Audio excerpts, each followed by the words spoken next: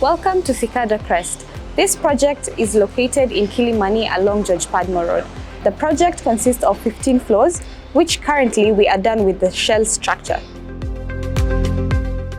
With me here today is Maurice, who's going to take us through the August progress. From the last time you were here, we've really made much progress. Our walling was on 12th floor. Now we are on 14, 50% done, heading to 15.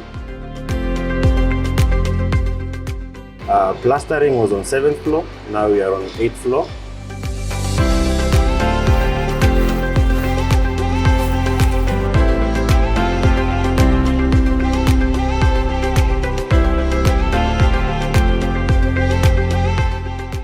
Still fixing for the roof slab, was ongoing. Now it's 100% done, awaiting casting for the roof slab.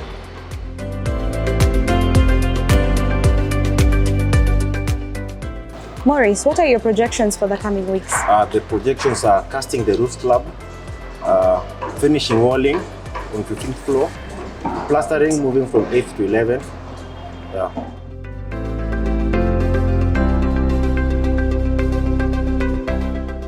Thank you for taking us through the progress.